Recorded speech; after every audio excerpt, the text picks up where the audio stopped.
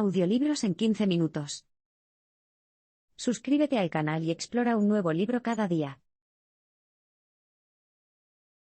El genoma humano es el libro más importante de la historia de nuestro mundo. Cuando el primer ministro británico Tony Blair y el presidente estadounidense Bill Clinton anunciaron el 26 de junio de 2000 que el genoma humano había sido cartografiado a grandes rasgos, fue un punto de inflexión importante en la historia de la humanidad. Por primera vez, tuvimos acceso al libro que describía la historia de la vida humana. Para entender la gravedad de esta hazaña científica, primero debemos comprender los conceptos básicos de la genética. El genoma humano, o el mapa genético completo de un ser humano normal, se compone de 23 pares de cromosomas.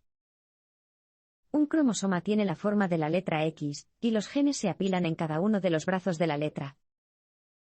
Cada par de cromosomas difiere en tamaño y en la cantidad de genes que se encuentran en cada uno.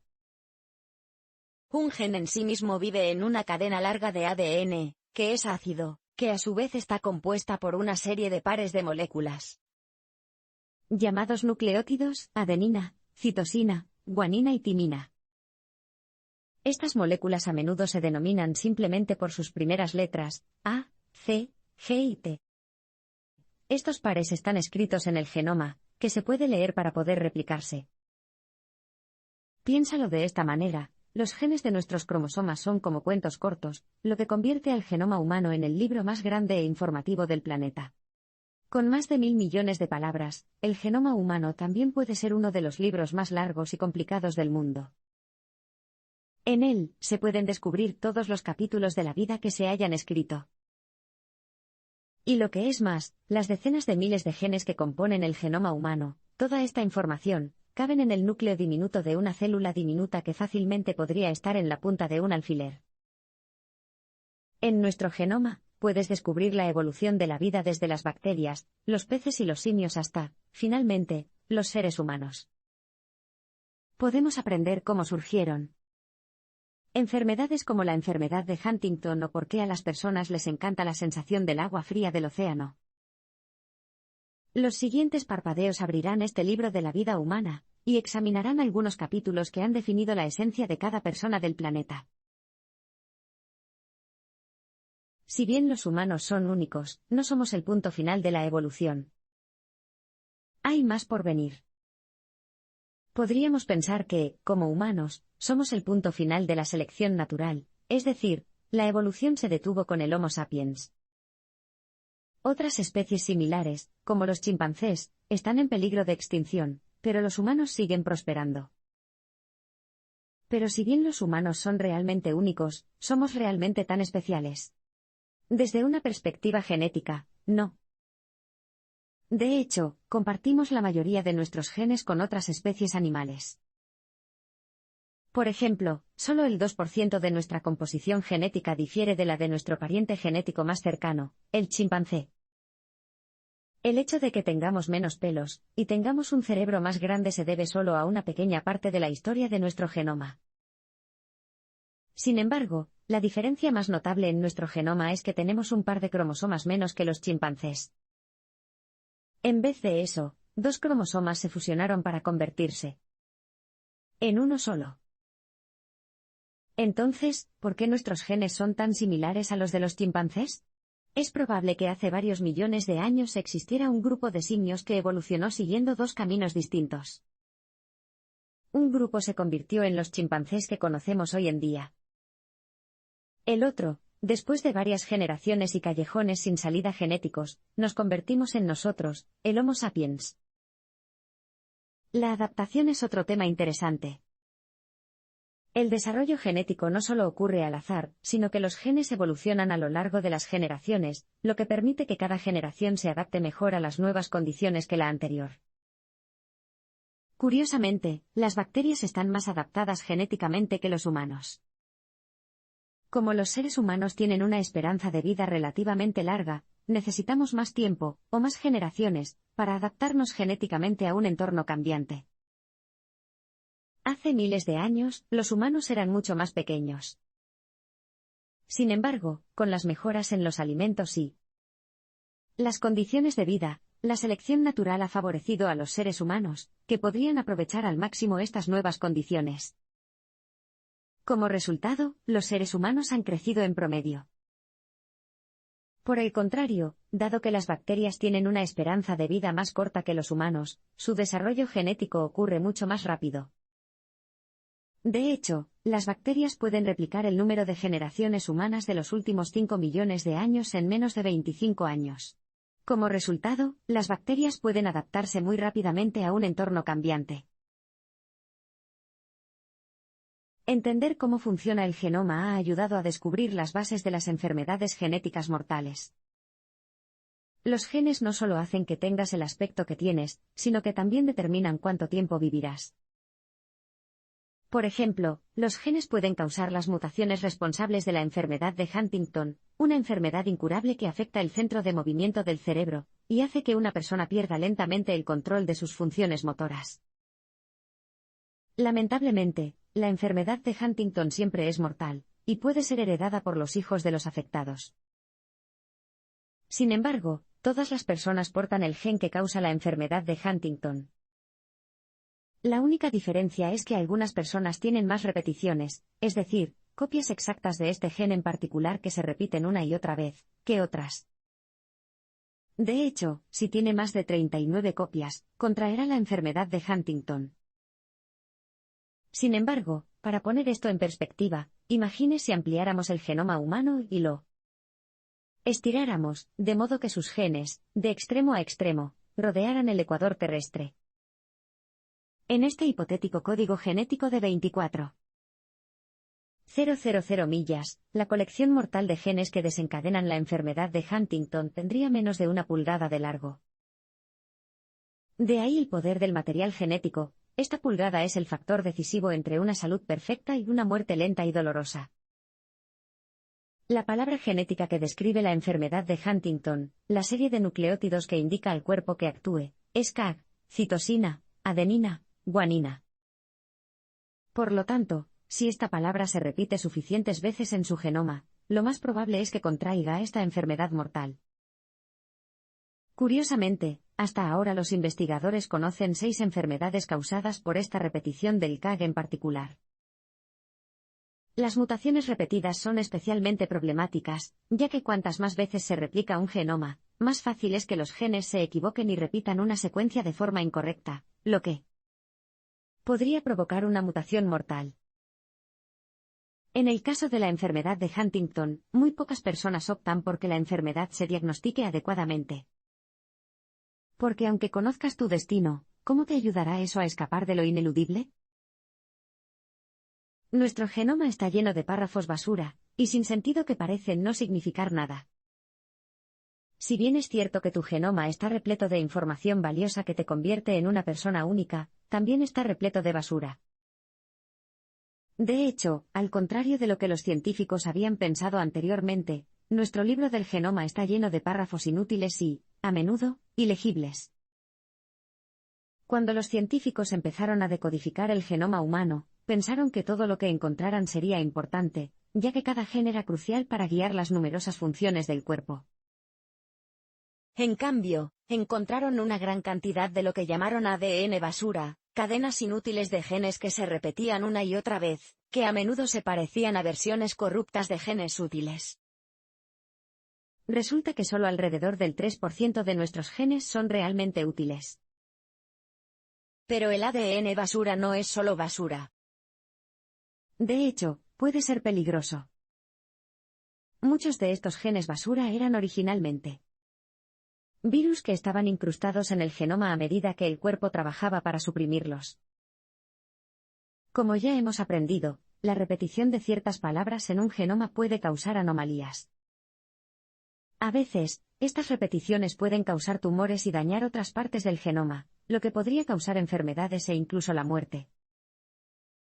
Pero a veces la basura también puede ser útil. Una de las primeras aplicaciones prácticas de nuestro conocimiento de los genes fue la toma de huellas dactilares de ADN. Este proceso identifica las repeticiones en el ADN basura que hacen que cada persona sea genéticamente única y, por lo tanto, fácilmente distinguible. Si bien los miembros de la familia pueden tener secuencias de ADN similares, los genes se duplican a ritmos diferentes según la persona, creando así distintos marcadores genéticos con los que podemos tomar las huellas dactilares de un individuo. Esto deja la pregunta, ¿qué otras posibles aplicaciones podría tener el ADN basura? Los genes determinan más sobre tu personalidad de lo que te sentirías cómodo. Ahora comprenderá mejor el papel que desempeña su genoma en las enfermedades que podría contraer o en cuánto tiempo vivirá. Sin embargo, tu personalidad existe fuera de esta historia genética, ¿verdad? Piénsalo otra vez. Resulta que es posible que tengas menos control sobre tu personaje de lo que crees. La química de su cerebro, así como sus genes, pueden dictar ciertos rasgos de personalidad. Consideremos, por ejemplo, el gen que vive en el cromosoma 11 humano. Este gen codifica los receptores de dopamina del cerebro. La dopamina es un neurotransmisor que, en esencia, ayuda a controlar los centros de recompensa y placer del cerebro. La cantidad de veces que este gen en particular se repite determina qué tan efectivos serán sus receptores de dopamina. La escasez de dopamina, por ejemplo, hace que te sientas indeciso. Una escasez extrema puede, de hecho, provocar la enfermedad de Parkinson. El exceso de dopamina, por otro lado, podría convertirlo en esquizofrénico. De hecho, puede haber al menos 500 genes diferentes que determinen ciertos rasgos innatos de la personalidad. Sin embargo, antes de que te asustes por tu argumento genético preescrito, recuerda que el entorno también desempeña un papel crucial en el desarrollo de tu personalidad. Las investigaciones han demostrado que incluso los niños tímidos se abrirán si son criados por padres extrovertidos. Si bien muchos de sus rasgos de personalidad están ciertamente influenciados por su genoma, nosotros, como sociedad, nunca debemos descuidar la importancia de la influencia del entorno en la personalidad. Por lo tanto, incluso si la química del cerebro pudiera aumentar tu propensión a la conducta delictiva, tus compañeros y tus padres siguen desempeñando un papel importante a la hora de frenar tu predisposición genética. Sin embargo, aceptar los rasgos innatos podría ayudar a una persona a trabajar mejor en ellos. Al aceptar estos rasgos, es menos probable que tratemos de racionalizarlos o que nos sintamos angustiados o incluso avergonzados por comportamientos que creemos que son extraños o impropios. Comprender el proceso de selección natural puede ofrecer información sobre la razón por la que envejecemos. Envejecer no es un juego de niños. Los huesos comienzan a crujir, las arrugas se profundizan, moverse se convierte en una tarea ardua. Pero, ¿por qué envejecemos? Este proceso inevitable forma parte de la selección natural. Para que los niños sobrevivan y se reproduzcan, necesitan que sus padres se queden el tiempo suficiente para protegerlos hasta que lleguen a la edad adulta y puedan valerse por sí mismos. El proceso generacional de selección natural, de ensayo y error genéticos, ha garantizado hasta ahora que las personas permanezcan con vida el tiempo suficiente para mantener la posteridad. Pero una vez que los niños abandonan el nido, no hay muchas razones para que los padres se queden. Esta es la razón por la que las personas no envejecen significativamente hasta aproximadamente los 55 años, cuando el proceso comienza de verdad.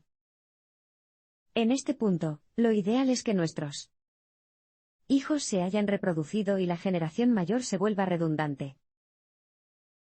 Esta es una de las razones por las que no contraemos muchas enfermedades graves cuando somos jóvenes. El genoma trata de controlar los genes dañinos hasta después de la madurez reproductiva, pero luego se detiene una vez que empezamos a envejecer. Un resultado particular de este proceso es el cáncer. Cada vez que un cromosoma se replica, se corta una pequeña parte al final de la secuencia. Estos extremos, denominados telómeros, están compuestos de secuencias genéticas repetitivas diseñadas para proteger un cromosoma. A medida que envejecemos, nuestros cromosomas se replican tantas veces que los telómeros se agotan, lo que aumenta el riesgo de errores en el proceso de replicación. Es este agotamiento lo que esencialmente causa el envejecimiento. Muchas especies tienen un gen que produce la telomerasa, que protege los telómeros al añadir una pequeña secuencia genética al final de un cromosoma en cada replicación. Desafortunadamente, las células humanas normales no tienen este gen, pero las células cancerosas sí. Esto hace que las células cancerosas sean inmortales, ya que han encontrado una forma de duplicarse una y otra vez, sin ser víctimas del proceso de envejecimiento. Terapia génica, humanos modificados genéticamente. Estamos en la cúspide de una nueva era en genética. En parpadeos anteriores, ha aprendido cómo los genes son la causa de enfermedades mortales como el cáncer y la enfermedad de Huntington. Sin embargo, los genes no solo desencadenan enfermedades, sino que también podrían ayudarnos a curarlas. La modificación genética puede ser la clave para curar las enfermedades más agresivas. De hecho, en las últimas décadas, hemos sido testigos de rápidos avances en el campo de la terapia génica. En esencia, la terapia génica toma los genes que el cuerpo necesita para combatir una enfermedad en particular, y luego los introduce en las células enfermas, deteniendo la enfermedad de manera efectiva. La mayoría de las investigaciones sobre terapia génica se centran en curar el cáncer, ya que cada minuto de cada día, alguien en los Estados Unidos muere a causa de él. Los científicos y la comunidad médica se han comprometido a poner fin a este ciclo. Sin embargo, si bien se han realizado muchos experimentos exitosos de terapia génica en humanos, esta búsqueda tiene un inconveniente. En parte, la desventaja está relacionada con el debate ético y moral en torno a la modificación genética. Cuando los científicos idearon las primeras plantas modificadas genéticamente, muchas personas se sorprendieron y equipararon la tecnología con el monstruo de Frankenstein, es decir, lo antinatural. Sin embargo, en el momento de la publicación de este libro, se estimaba que para el año 2000, entre el 50 y el 60% de todos los cultivos de los Estados Unidos estarían modificados genéticamente. Los científicos han explorado la ingeniería genética de los animales para aumentar el rendimiento de la producción, como las vacas que producen más leche, los pollos que ponen más huevos, y los cerdos que crecen mucho para producir más carne. El debate también se ha vuelto político, ya que la sociedad en general se pregunta si la modificación genética podría eventualmente aplicarse a los seres humanos. Sin embargo, aún faltan años para que los humanos modificados genéticamente, después de todo, todavía estamos trabajando para analizar nuestro genoma. Sin embargo, no debemos descartar la idea de inmediato. En cambio, deberíamos centrarnos en discutir lo que la modificación genética de los seres humanos podría significar para la humanidad. Algún día podremos curar enfermedades genéticas.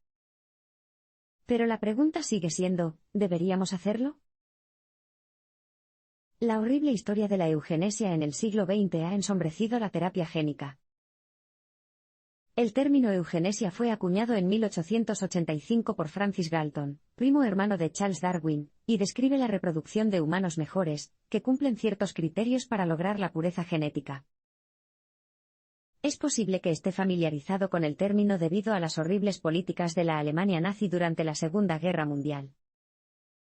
Sin embargo, la práctica de la eugenesia no se limitó a los nazis ni se originó con ellos. En 1904, los científicos estadounidenses, con el apoyo del público, iniciaron una campaña para identificar las malas acciones en la sociedad estadounidense. Esto incluía a las personas consideradas débiles mentales, así como a los alcohólicos y drogadictos.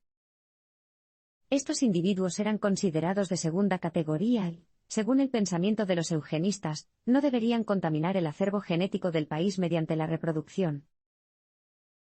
En 1911, las autoridades estadounidenses permitieron la esterilización forzada de las personas consideradas mentalmente incapacitadas para fomentar la posteridad de la nación. De hecho, la eugenesia fue una práctica aprobada públicamente durante décadas en Estados Unidos y en el extranjero. Encontró muchos adeptos, no solo entre la comunidad científica, sino también entre autores destacados como H. G. Wells y políticos como el presidente estadounidense Theodore Roosevelt y el británico Winston Churchill, quienes, durante sus primeros años en el Parlamento, proclamaron que la multiplicación de los débiles mentales era un peligro para cualquier nación.